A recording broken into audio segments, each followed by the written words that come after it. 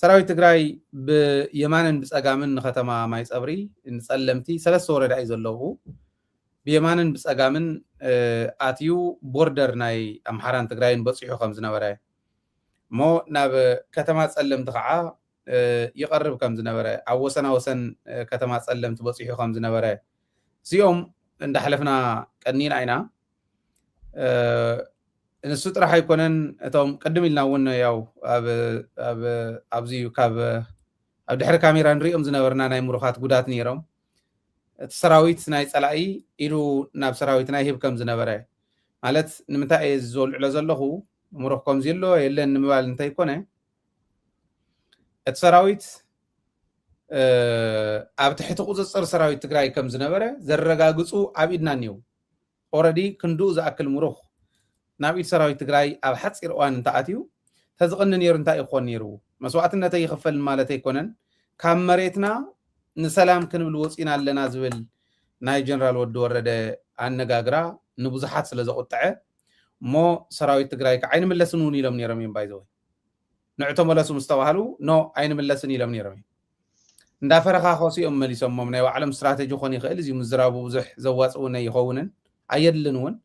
ግን ብድሕሪት ዘሎ ንቀደም ካብኡ ቁንጥርና በሊኦም መሊሶሞ እምበር ፍጹም ንሕና ዘለና መሬትና ኢና ፀላእ እውን ከጥቅዓና ዝኽእለሉ ምክንያት የለን ተዘሎ እውን ይወፅእ ኣሎ ተዝገጠመ እውን ይማረኽ ኣሎ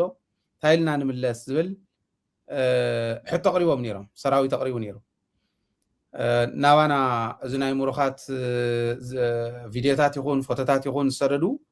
ደው ኢሎም እውን ዘናገሩና ዘለዎም ቁጣዕ እውን ምርዳእ ክኢለ ናይ ብሓቂ ዝሕዝን እዩ ዓይን ምለስን ዝበለ ሰራዊት ይኹን ክምለስ እየ ዝበለ መጀመርያ ተመለስ ተባሂሉ ኦኬ ኢሉ ዝተመለሰ ጠቕላላ ሰጊሮም ተከዘ ሰጊሮም ካብ ዓዲ ገብሩ እስካዕ እንዳባጉና ከባቢ ከም ዘለው እዩ እቲ ዝነገረና ዘሎ ሕዚ እቲ ምምላስ ትማሊ ዝተወሰነ መልክዑ ሓሳብ ሂብና ኣሎ ዋላ እንተኾና እቲ ናይቲ ሰራዊት ቁጥዐ ምናልባሽ እውን እቲ ማሕበረሰብና ደገን ውሽጥን ዘሎ ዘሪኦ ዝኒሄ ናይ ቁጥዐ ምልክታት ሓደጋ ክኸውን እዩ ዝብል እምነት ስለ ዘለኒ ክንሪኦ ኣለና ትመኸተ ናይ ግድን ብናይ ባዕሉ መንገዲ ክኸይድ እዩ ማለት እቶም ክወስድዎ ዝኽእሉ ክወስድዎ እዮም እቶም ዝመለሱ ሕዚ ግን ብሕጊ እውን ተሓተቲ ክኾኑልና ኢና ንደሊ ዝብል ርእቶ ዘለዎም እውን ኣለዉ እሞ ኣብኡ ርእቶኻ ከተበፍቲ ምምላስ ኣብቲ ቁጥዐ ሰራዊት ኣብቲ ቁጥዐ ህዝቢ ጠቕላላ ገለገሊኦም ግን ዘይኣተኹም ንስኹም ኣብ ኩናት ዘይወዓለ በሊሕ ገለ ኢሎም ክግምግሙ ዝደልዩ ኣለዉ መብዛሕትኦም እዚኦም በቲ ሓደ ገፅ ዘለዉ በቲ ፀጋም ዘለዉ ብዓፋር ዶ ብካሊእ ዶ ኮይኖም ዝወቅዑና ዘለዉ ዝወግኡና ዘለዉ እዮም ውግእ ከፊቶም ከውቅዑ ከለዉ እዮም ውግእ ይደልን ህዝቢ ትግራይ ዝብሉ ዘለውና ንዕኡ ንድሕሪት ገዲፍና ንሕና ኣድላይ እንተኮይኑ በረኻ ከይድና እዚዩ ዘድሊ እንተተባሂሉ እውን ኣብ ሚድያ ኮይንና ዓድና መንነትና ንምምላስ እንድሕሪት እንብል ሰባት ኣይኮና ግን ኣብዚዩ ርእቶኻ ቅምጥ እሞ ርእቶ ህዝቢ እውን ክንቅበል ኢና ሎሚ እውን ክልተ ክንእቱ ኢና ብምስሊ ጥራሕ ዝኣቱ ኢና ክነስተኣናግድ ሚኪ ቀፅል እሞ ኣነታ ሊንክ ከቕምጠሎም እየ ኣትኹም ሓሳብ ክትህቡ ትደልዩ ክትኣቱ ትኽእሉ ኢኹም ግን ብምስሊ ቀፅል ሚኪ እሺ ይቕኒየለይ ሃይለ ህዝቢ ትግራይ ሰራዊት ትግራይ ኣብ ትግራይ ዘለኹም መጀመርታ ካብኡ ዓለም ምሉእ ዘለኹም ካልኣይ ማለት እዩ ሰላምታ ንኩልኹም ብዘለኹም መስዓት ማለት እዩ ትማሊ ንእሽተይ ቁጥዕ ኢልካ ነርካ ንምንታይ ዳ ጉዲ ገለ ዝበሉ ሰባት ነይሮም እሞ ቁጥዕ ዝበልክዎ ያው ሎማዓንቲ ትቁጣዓሲ ተወሳኺ እዩ ኮይኑ ዘሎ እምበር ማለት ተቆጢዕና ኣይኮንናን ፀገምና ንፈትሖ ይርደአኒ እዩ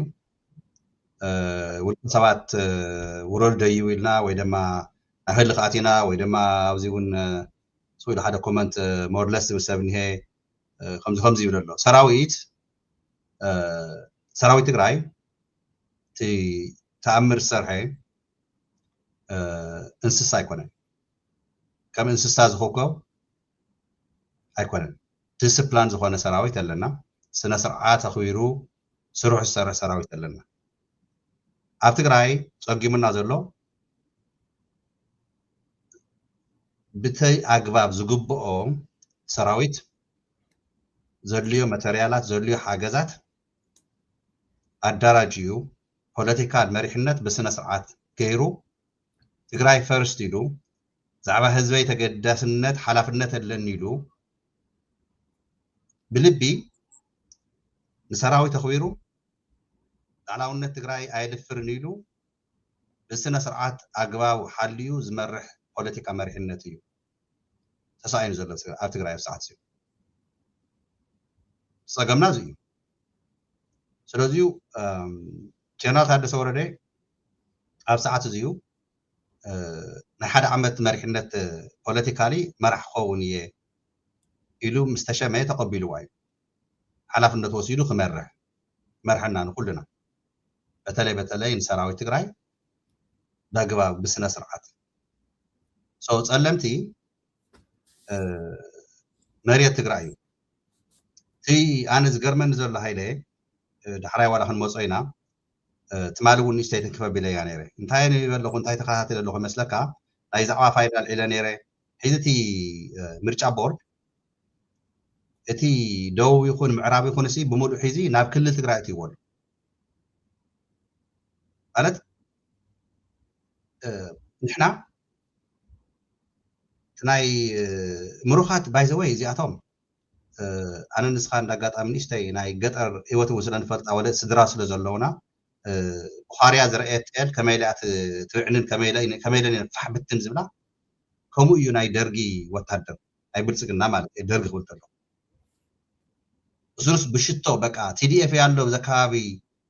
ተባሂሉ ወይ ዝኾነት ድምፂ ሰሚዑሲ ስዒዱ ዝብተን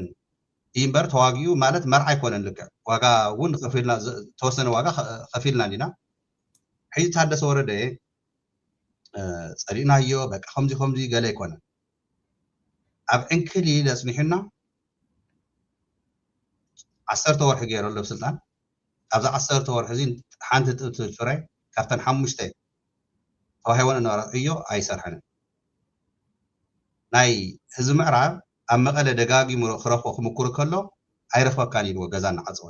ኣብ ኦፊስ እናተሓበ ኣብ ህንፃ ፅኳን በዓላሲ እቶም ኣክቲቪስት ሓገዛት ምስ ጀመሩ ሚድያታት እውይ ምስ በላ ተዋሪዶ ዶ ኢሉ እዩ ሓንቲ ግዜ ከይደኣስ እንተመሊሰክንስ እንታይ ክንክትገብራ ኣለ ኢልዎ እንተንቆሎ ንሕና ዳ እንታይ ክንገብረልካ ንስኻ እምበር ኢላ ሓንቲ ጓል 11 10 ትኸውን ህፃን ቆልዓ መልሰልና ስለዚ ቅጥዒ ዝጠፍኦ መራሒ ኣብ ትግራይ ኣብ ዕንክሊል እሞኻስ ኣብ ዓድና ሰራዊት ትግራይ ሲ ናብ ኣምሓራ ተዘሻገር ነይሩ ናብ ካሊእ ናብ ጎረቤት ሃገር ተዝኸይድ ነይሩ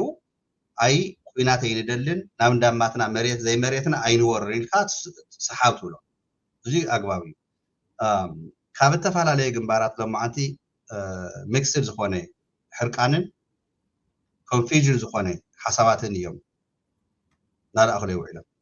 ኣባላት ሰራዊት ትግራይ ኣነ ክብረ ኣለኒ ዋላ ንታደሰ ወረደ እውን ማለት እዩ ንሱ እውን ኣባል ናይቲ ሰራዊት ትግራይ ስለ ዝነበረ ሒዚ ኻን ክመርሐና ሓላፍነት ስለተውሃቦ ሒዚ ግን የባላሽወልና ኣሎ ቃልስና ልዕሊ 5 ዓመት ህዝቢ ምዕራብ ልዕሊ 1 ሚልዮን ህዝቢ ምዕራብ ሒዙ እውን ተመዛቢሉ ከም ብሓድሽ ሒዚ ኣብ ፀለምቲ ኣብ ሕድሕድ ሰራዊት ትግራይ ተንቀሳቀሰሉ ኣብዚ ሰሙን እዚኡ ቀትልዎ እዮም ንትግራዋይ እዞም ጨካናት ህዝብና ንክቅተል እዩ ትፀጥታናት ሰራዊትና ሰሓብ ተባሂሉ ዘሎ እተው ተካባቢ ዘሎ ህዝብና ንኸቅትልዎ እዮም ባይዘወይ ኣብዚ ዝወሰንኩም ሰባት ካብ ታደሰ ወረደ ወፃኢ ዘለኹም ሰባት ፅባሕ ንጎ ህዝቢ ትግራይ ከም ዝሓተኩም ከይትርስዑ እዚ ፈኻር ኣይኮነን ህዝቢ ትግራይ ብናሃትኩም ውድቀት ኣመራርሓ ስቃይ መከራ ኣፍታ ዘለኹማ መቐለ ሰብዓ ካረን ዋዕሉ ትማሊ ህፃን ቆልዓ እዩ ዝበሊዕዎ እጥሜት ይሞት ኣለዎ ወለድና ኣብ ተፈላለየ ናይ ተመዛበልቲ ቦታ ማለት እዩ ዛዕባ እዚ ዘይሰርሕ ፖለቲካ መሪሕነት ሰራዊት እንድሕር ተቆጢዑስ ትዕግስተኛ እኮ ኮይኑ ሰራዊት መራሒ ይስኣንን ወታደራዊ መራሒ ይስኣንን እቕዓት ዘለዎም ቶም ጀነራላት ኮነሬላት ካልኦት መራሕቲ ዝነበሩ ቶም ናይ 17 ዓመት ተጋደልቲ ኩሉ ዝግብኦ ኣዛጋጅዮም እዮም ኣሰልጢኖሞ ብቕዓቱ ባዕሉ ሓድሽ ወለዶ ባዕሉ ብቕዓት ፈጢሩ ባዕሉ ዝመርሖ ርኢናዮ ማለት ርኢናዮ ሒዙ ንሪኦ ኣለና ነዚኣ ግን ሒዚ ኣብ ደገ ዘለና እውን ናብ ሓደ ምምፃእ ጀሚርና ሃይሊ ሓወይ ዓብይ ሂዚ ዓብይ ብጎቲም ካራ ንውጋእ ዘለና ብናይ ውድቀት ፖለቲካ ትግራይ ዳያስፖራ ትግራይ እውን ሲ ወይ ለይኸ ናብ ምዕራብ ደካ ሰራዊትና ክምለስ ምክንያቱ ዝፈላለየና ብሓሳባት ንተፈላለየና ብዕላማ ክንፈላለ ካሊእ ጉዳይ ብዕላማ ተፈለዩና ሓዳማት እዮም እሶም ፅባሕ ንጎ ክነርክበሎም ኢና ብሕጊ ክትእየቑ እቲ ሚስ ኣንደርስታንዲንግ ዝገብር ዝነበረ እቲ ብስሕተት ኣብ ዘይቦቱ ዝውዕል ነበረ ግን ናብ ሓደ ኣብዚ ሰሙን እዚ ማ ትወነ ናይቲ ዳያስፖራ ትወነ ናይ ሰራዊትና ትወነ ናይ ህዝቢ ትግራይ ናብ ሓደ ምምፃእ ጀሚሩ ትማሊ ጀሚሮም እዚኣ ኻነይአ እዛ ውሳነ እዚኣ ሰራዊትና ንዓውፃእ ተመለስ ካብ ዓዲ ካይዶም ካብ ዝኣወጅዎ ታደሰ ወረደ ኣብ ወንበር ብደንብ ተማቻች ከፊሉ ኢንተርቪው ዝሃቦ ትማሊ ሎማ ዓንትኻ ኣተግቢሮም ብምውዓሎም እዚ ንባዕሉ ዋጋ ስለ ዘኽፈለና ዋጋ እውን ስለ ዘኽፈለና ዘሎ ይኣክል ኢልና ብስነ ስርዓት መራሕትና ክንወቅስ ናትና እውን ሓላፍነትና እዩ ናቃባጠርና ንሓልፈሉ ጉዳይ ኣይኮነን ዘለና ስለዚ ተቆጢዑ ዘሎ ሰራዊት ግን ከዓ ትእዛዝ ተቐቢሉ ተመሊሱ ኣሎ ክምለስ ዘሎ እንደገና ዋጋ ዝኸፈሉ ኣለዉ እዩ ተተኪሱ ኣብቲ ግንባር ክኸድ ተለዉ ናብ ዓዶም ዘይኮነሲ ንዕውፁ ተመለሱ ተባሂሎም ሂወት ሰኣኑ ኣሕዋትና እኒኦም እዚ ውድቀት ናይ መሪሕነት ዛዕባ እዚ ግን ታደሰ ወረደ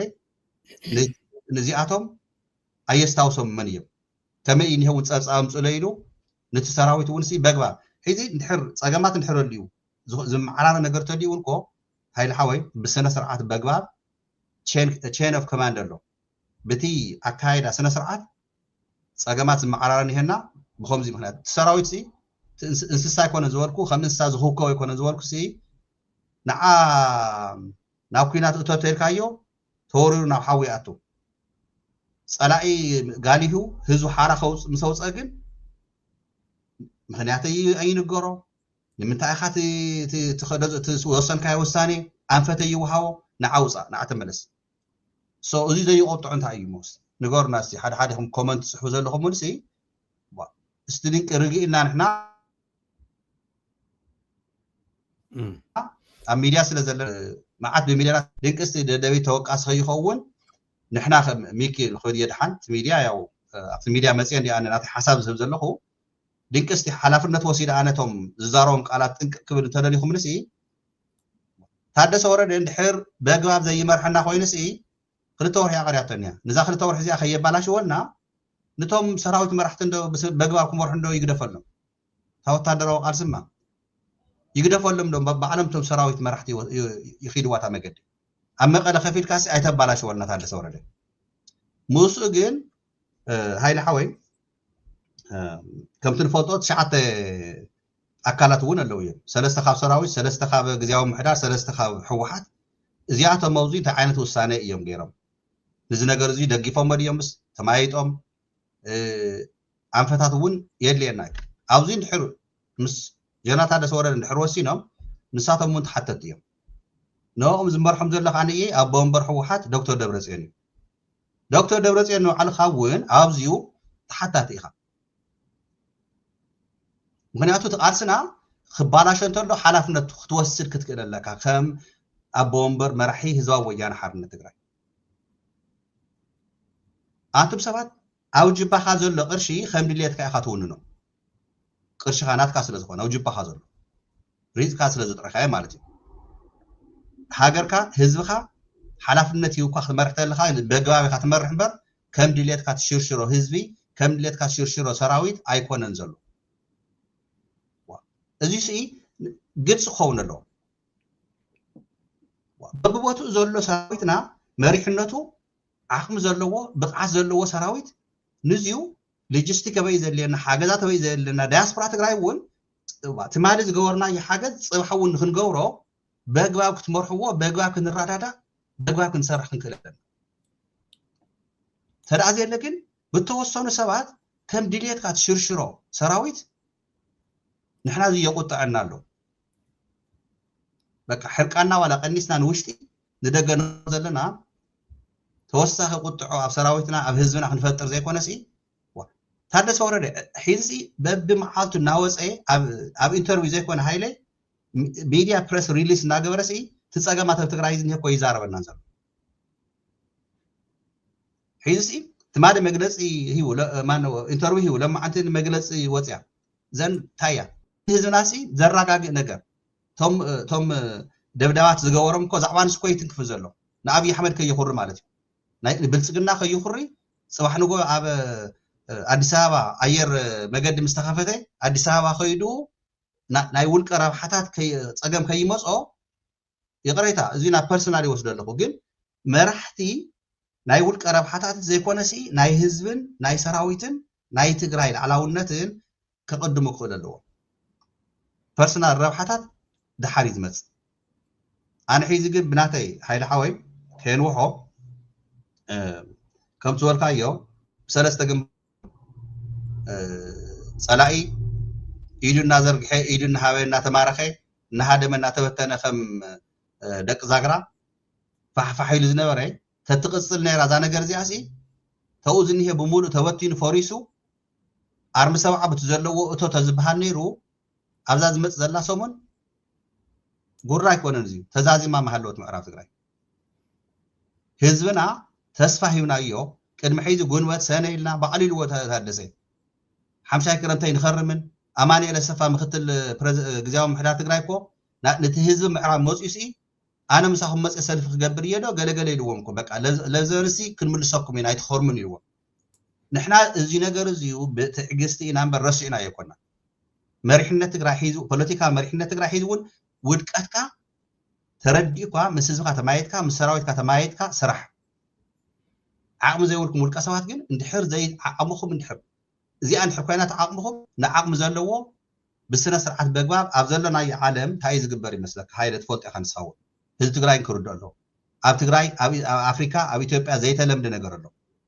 ዓቕሚ ዘይብሉ ዘጥፈአ ይቕረይ ተሓቲቱ ነቲ ህዝቡ ስልጣነይ ከርክብ እየ ኢሉ ሬዚግኔሽን ለተር ይፅሕፍ ፅሕፍ ኣቢሉ ካብዚ ዕለት ጀሚረ ኣነ ካብ ዓቕመይ ንላዕሊ ስለ ዝኾነ ወይ ድማ ካሊእ ምክንያት ስለ ዘለኒ ሪዛይን ገይረ ኣለኹ ካብ ዘለኽዎ ስልጣነይ ከርክብ እየ ኢሉ ስልጣን ይርክብ እስቲ ልምዲ ንግበሮ ካብቶም ጉጉይ መገዲ ዝወስዱና ዘለዉ መራሕቲ ወይ ተስተኻኸሉ ተማይጥኩም ምስ ህዝብኩም ምስ ሰራዊትኩም ወይ ከዓ ነይኤ ሪዛይን ጌርኩም ነቲ ብደንብ ብስርዓት ገይሩ ዝመርሖ ኣካል እኒሄና እዩ መዓት ስኻውን ኢልካ ቅድሚ ሒዚ ኣብ ትግራይ እኮ ምሁር ኮ ይተሰኣነ ዓቕሚ ዘለዎ ኮ ይተሰኣነ ተካይዳት ስርዓት እዩ ተባላሽና ሒዚ እውን ኣብ ዕንክሊል ዘለና ዕንክሊል ዘብለና ሰራዊትና ግን ይፈልጥን ዕንክሊል ዘብሎ ዘሎ ግን መሪሕነት ፖለቲካ ትግራይ መጀመርታ ተጠያቂ ግን እዚ ታደሰ ወረደ እዩ ምክንያቱ ግዝያዊ ምሕዳር ኮይኑ ናይ ግዝያዊ ምሕዳር ፕሬዚደንት ትግራይ ሓላፍነት ተዋሂብዎ ዝመርሕ ዘሎ ባዕሉ እዩ ዝኾነ ነገር ክባላ ኣብ ግዜ ዶክተር ደብረፅዮን መሪሕነት ሕድሕድ ተባላሸው ነገር ሓላፍነት ዝወስድ ንሱ እዩ ነይሩ ስለዚ ቁፅሪ ሓደ ማለት እዩ ንሱ ግን በይኑ ብምሉእ ኣይወስድን ኣብኡ ዝኒአው እውን እቶም 9 ሰባት እውን እዚኣቶም እንክሉድን ዓሽራዮም ባዕሉ ዶክተር ደብረፅዮን ቸር ዝገብሮም ዘሎ እዚኦም እውን ኣብዚኡ ተለይሎም ሒዚ ንህዝቢ ትግራይ መግለፂ ይሃቡ ደጊፎም ድዮም ተቃዊሞም ድዮም ስለምንታይ ይኸ ዝውሳነ እዚ ተወሲኑ እንታይ ስለተደለየ እዩ ንብልፅግና ሲ እዚ መጨረሻ እዚ ኣኽለካ ንብልፅግና እንትንፋስ እዮም ዝውዎ ዘለዉ ሒዚ ነገረካ ኣየር መገድታት ናብ መቐለ ናብ ኣክሱም ናብ ሽረ ዘይንቀሳቐሳ ዘለዋማ ኣፅዋራትን ሰራዊትን ስንቅን እየን ናብ ጎንደርን ናብ ባህርዳርን ዘመላልሳ ዘለዋ የደራጅዎ እዮም ዘለዉ ስለዚ እቲ ኤክስቴንሽን ናይ ጌታቸው ጻድቅ ወዲ ወረደ እዩ እናበልና ፀናሕና እናወልኮ ፀናሕኩ ኢሉ የድሓን ዛዕባ እየ ክዛረብ እናወልኮ ፀናሕኩ ሒዚ ተሓቅነቱ ንሪኦ ኣለና እምበር ሰራዊትና ካቢነ ተማያይጡ ዝወድኦ ናብ ዓድና ንክምለስ ጉዳይ እዩ ነይሩ ግልፂ ይኹን ህዝቢ ትግራይ ክፈልጦ ኣለዎ ተወድአ ጉዳይ ነይሩ ናብ ዓድና ንክንምለስ ናበይና ንኸድ ዘለና ንሱዳን ኮ ይኮና ንኤርትራ ኮ ይኮና ዓፋር ወይ ኣምሓራ ክልል ወይ ቤንሻንጉል ወይ ኦሮሚያ ኸይና ናብ ውግእ ኣይኮና ንዓድና ንክንምለስ ዓድና ሲ መዳራ ንምንታይ ነዳራር ዛዕባ ዓድና ሃይሊ ንስኻስ ገዛ ናይ ባዕልኻ ማንም ሓደ ሽፍታ መፅኡ ገዛኻሲ ናተይ እዩ ተይልኳ ምስ ዲኻ ክትዳራደር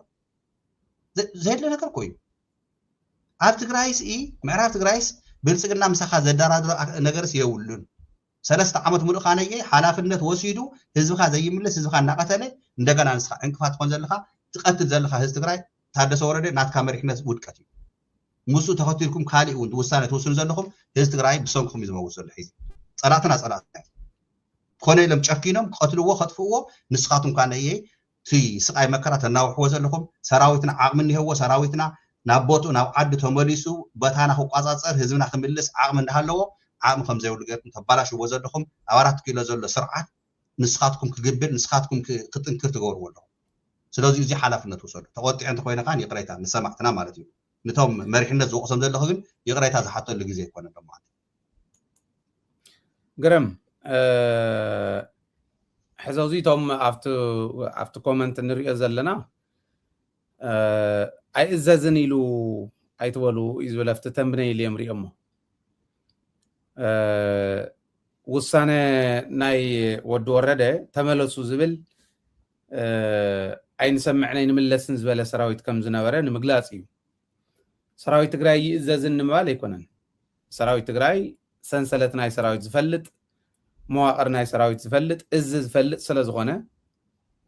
ተመሊሱ እኮ ኦረዲ ሰጊሩ ዓዲ ገብሩ ካብ ዓዲ ገብሩ እስካዕ እንዳባጉና ኣሎ ሰጊሩ ዝነበረ ግን ሓደ ሓደ እንታይ ያለ ይመስለካ ኣብዘን ክልተ መዓልቲ ገፅና ምስክር እዩ ኣነ ፐርሰናሊ ብጣዕሚ ፊል ገይረ እየ ንምንታይ ሰራዊት ኣብ ፀገም እንተዝነብር በቃ ኣፅዋር ዘይብሉ ወይ ኣፅዋር ናይ ፀላኢ ካሊእ ነገር ኮይኑ ብኡ ደረጃ ከምኡ ዓይነት ኣፈላላይ እንተዝነብር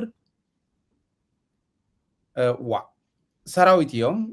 ዝእዝዝዎ ኣዘዝቲ እውን እኒየብሉ ኣዘዝቱ ዝብልዎ ምስማዕ ወሳኒ እዩ መበልኩ ነይረ ኣነ እከታተሎም ነይረ እየ ዳርጋ ብመዓልትስ 4-5 ግዜ እከታተል ነይረ እየ ኣነ ይኮንኩን ዝእዝዞም ኣነ ይኮንኩን ዝከታተሎም ኣነ ይኮንኩን ዝመልሶም ዝሰዶም ግን ይከታተል ነይረ ብዝተፈላለየ መንገዲ ኣብ ምንታይ ከም ዘሎ ሰራዊት ምፍላጥ እውን ወሳኒ ስለ ዝኾነ ከም ሓደ ኣካል ኢሊት ትግራይ ንትግራይ መዋፅኦ ክኸውን ዝኽእል ነገር በብእዋኑ ዳይናሚክ ስለ ዝኾነ እቲ ጉዳይ ምርኣይ ኣድላይ ስለ ዝኾነ ይከታተል ነይረ እቲ ሰራዊት ናይ ፀላኢ መቁፀሪ ዘይብሉ ሙሩኽ እዩ ነይሩ ኣብ ኢድና እውን ስለ ዘሎ ኣብ ኢድና እኒሄ ኣብዚ ከይነሪኦ ኣይተርእዩ እውን ኢልና ኢና ዘይጠቕመና ስለ ዝኾነ ካልኦት ዝኸርእዩ ከለዉ እንዳወቀስና ባዕልና ይነሪኦን ኣየድልየናን ስለ ዝኾነ ወሳኒ ዝኾነ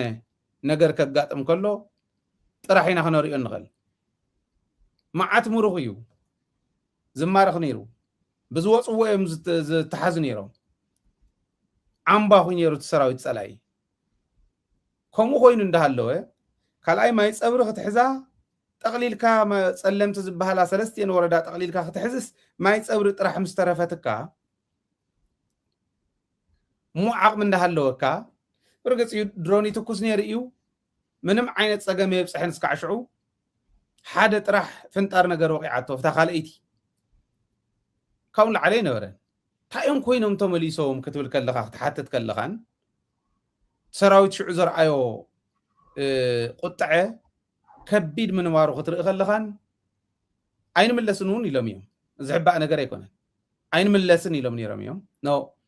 ምምዕራይ ዶ ካሊእ ዶ ገለ ኢሎም እዮም መሊሶም ንስታት ቃላት ንግደፎ ንዕኦም ይኹኖም ከመይ እዮም ገብሮም ማዕራርዮም ክንርኢ ኢና ግን ኣታሊሎም እዮም መሊሶም እምበር እምብለ ኢሉ ነይሩ ነዚኣ ንምግላፅ እያ እታ ርእሲ ብኡ ደረጃ ቀሚጥናያ ዘለና ግን ሕሰብዎ ዋላው ኩናት ይኹን ነቲ ኩናት ነቲ ክመፅእ ዝኽእል ነገር እውን ኣብ ምምችቻው ዝነበረ ኣመራርሓ እንተይተረፈሲ ኢና ኢና እኮ መስዋዕትነት ተኸፊልዎ እዩ መናእሰይ ተኸፊሎም እዮም ናብኡ ንምእታው ከም ሰብ ኮይንና እንተሓሲብናዮ ወይ መጀመሪኡ ዘይምእታው እዩ ኣይተዳልናን ኢሉ ታደሰ ፍታ መግለፂቱ ፍታ ኢንተርቪው ሰሚዕኩም እንትኾንኩ ንዑ ኣይተዳልናን ኢሉ ወዲ መን ክህግር ዳ እትይዎም ድሕሪ ዘይተዳልዩ ንምንታይ እትይዎም ካብ መጀመሪኡ እዩ ትሕቶ ክኾን ዘለዎ ኣይተዳለናን እንተኮይኑ ብመጀመሪኡ ዘይምእታው እዩ ተዳሊና ኢና እንተኮይኑ ከዓ ብስሩ እውን ሰራዊት ተኣምረኛ እንድዩ ባዕሎም ተምሩኻ ትገልፅዎ ከለዉ ይገርመካ እዩ እተው ተባሂልና አቲና በበይ ከም ዝመጽና እውን ይፈልጦምን ሰብዲዮም ዚኦም ኢና ንብል ይዝብል ባዕሎም አፍቲ ኢንተርቪው ዝገልጽዎ ዘለው ተምሩኻ ሰብዲዮም ዚኦም ኢና ልና እኛ አልነበርንም ካሁን በፊት የነበረው የትግራይ አልነበርንም ገለ ይብሉቶም መናእሰይ ስለዚህ ክንዱ ዝኣክል ፈረኽረኽ ዝብል ዝነበረ ጸላእስ ንሰላም ኢልና ተመሊስና ከዓይሉ ታደሰው ንሰላም ኢልና ጸለምተ ማሐድሮ ንብለሎሚ ሒዝናዮ እንዳሃለና ጽባሕ ንግሆ እንዳባጉና ጽምብላ ከም ዘለዎ ሸራሮ ከም ዘለዎ ሃው ንኽብል የስገደ ሃው ንኽብል እዩ ክብል ጥራሕተ ይኮነ ሲልዎ እውን እዩ ባይዞ ወይ ንታደሰ ምዕራብን ቡሬን ببورين بمعراب تقراين آتي نشعبيا عدا خده قبل إزدلي معراب كي تحتتي الونيرو حزقين انت رأنا يس اكسترا زخونه خالي توساخ بوتا ونسل زدلينا سلمتي سنبلا شرارو من قد دختونا ايخم الوي ازي اخن سلام لنا هنا يدي قبلنا انتم موزي تصحفوا قال يخم تقرينيا انا حق تقارن تخونكم ولا ارتراويان تخونكم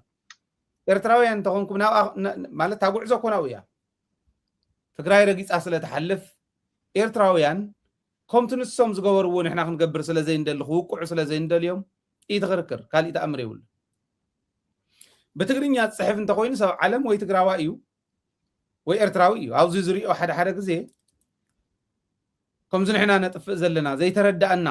ዓይነት ገይሩ ሓሲቡ ዝኸይድ ሰብ ክርኢ ከለኹ ይሓዝን ብጣዕሚ ወላ ኤርትራዊ ይኹን خنددلايو إساس نتصليوه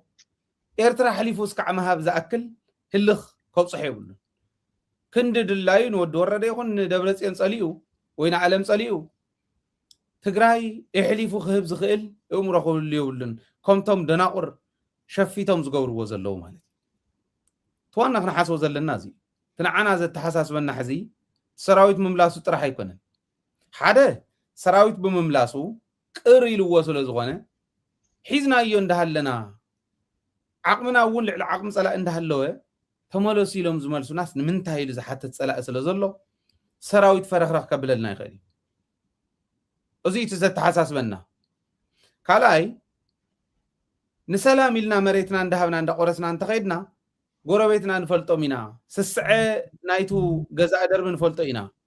يصبح نقو كم تزولنا يو سنبلا شري شرارو من قد هاوني أي أغلن المعراب تقرأي له والله كنه ودينا شعو زي تخنا حسب زلنا تنعنا زت حساس بالنازي نتسراوي زت حساس وبون زي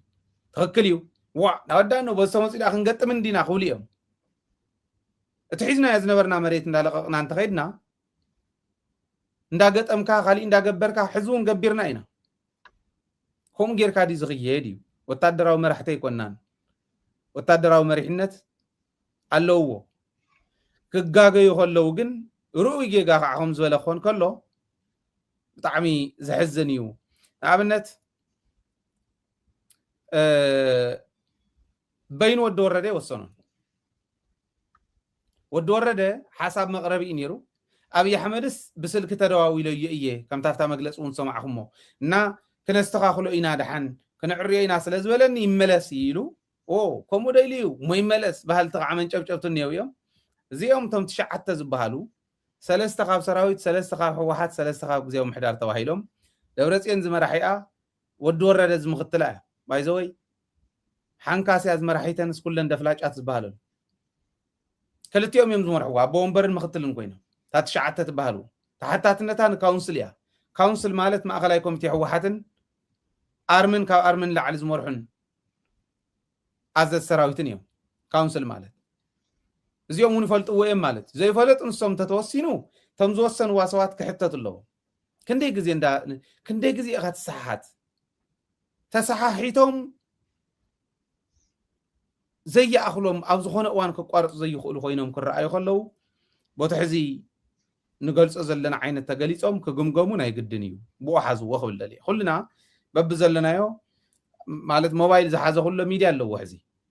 بسرعة ميديا زحلف بدلوي تحلف الله كل موبايل زحازه جن زحاسب زين تجلسوه ناقورتكم زيتات بدنبي عند حركة صرح لغيلكم عبي لو تخمت سيخليو كسمعوا خد مصل لوهم فزي كوينو أنا غير اللوهم بالي برقص حانت ورحي يا تريفاتو مقابيت زغيرولي ودو ورده حانت ورحي يا تريفاتو زا غزياو محدار كاب كل التغزين العلي اي نواحن بايزوي حانت غزي اخذ دقم تخل سالساي كنا غزياو محدار كتشو ما يتخل حق منقص ايثيوبيا زولي انا زولي كونكو سالساي بحال غزياو محدار يله انت وديوا مرص اي تغبرن يلوم بولم بار كاب حق وصا بزخونه منقدي صيلكا غزا خول انت زي كوينو بحقي ثلاثه غزي بحال غزياو محدار يلن بحق منقص حانت غزي يخنا وحزغل صلاي سقعنا وحوايو تودي الله حانت ورحي تريفا يورد سبزي بحالي انا بصور يورد مالت سلا صلانا يكونن سلا زي يغل جنراليو افتا جنرالنتو صبو صراح صريحي افتا حلف 17 عامت عتقاو قالسون كوم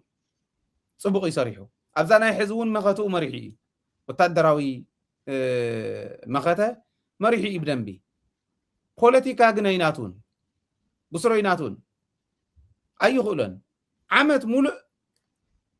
حنت نجر لي يسرحني حادثه انت ناس حنتي اب علم 100 معلت زبال تفلط اي خامكي سمعتنا ون تفلط 100 معلتي ممكوري لوط غيرنا دي غبرناني حدا حدش مرح انت مصي 100 معلتي 100 days ريبورت لو